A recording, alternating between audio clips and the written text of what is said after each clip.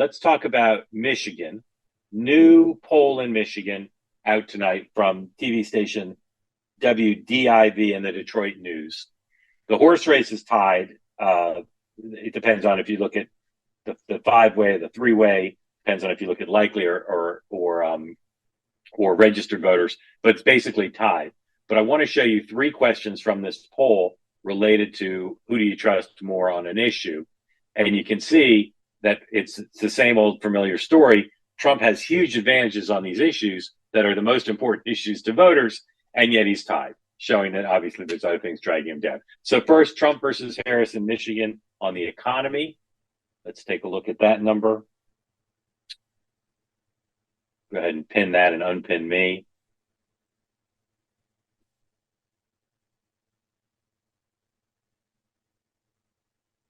All right. Who do you trust more to handle the nation's economy? Trump, massive advantage over Harris, 51-39.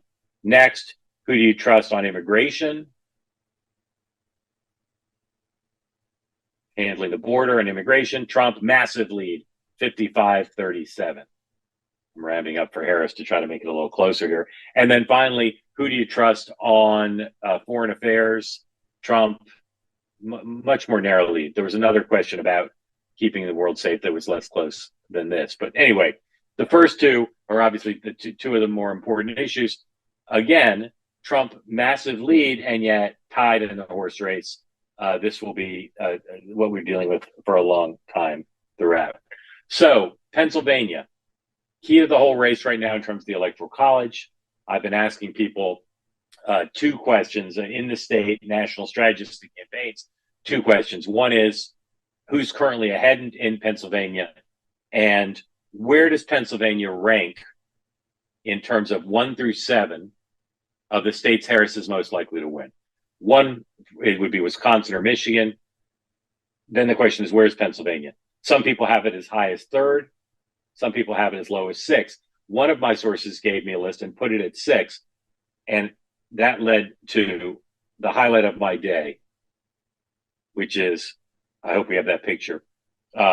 There's very few places of honor in American political coverage, political journalism that they're difficult to obtain, but not everyone can get this as part of their day. There I am, ladies and gentlemen, on Karl Rove's whiteboard. That is prime real estate in American politica. And so Karl took this list that my source gave me and thought it was my list. I feel bad because I could see why he thought that. But as you can see here, this source of mine, who I trust very much, very smart person, puts Pennsylvania 6th, the 6th most likely state for Harris to win. If that's true and Harris loses Pennsylvania, she's almost certainly not going to win. There are mathematical ways for her to win. Some of them go beyond mathematics, but very tough for her to win if she doesn't win Pennsylvania. I talked to two people today, Democrats who know the state very well, and they both said that they thought Harris not only was behind in Pennsylvania today, but they thought she was likely to lose the state. They didn't rule out that she could win it, but they thought it was unlikely. And if you believe that, what these people believe, and if you believe that what my source does, that her chances of winning Pennsylvania are quite low, you can't make her the favorite.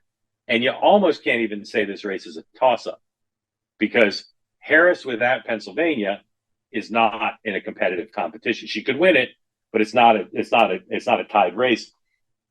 If you read Nate Silver's endless discussion of his model, you'll see that the main reason that he has, amongst the main reasons, I think he might say it is the main reason, but it's amongst the main reasons, even though he believes Harris is winning in the polling, he has Trump with a better chance of winning. A big part of it is, he says, because he doesn't think she's necessarily ahead in Pennsylvania, and her chances without Pennsylvania are so low. So there's lots of stuff to watch, but I love this question of ranking the states for Harris.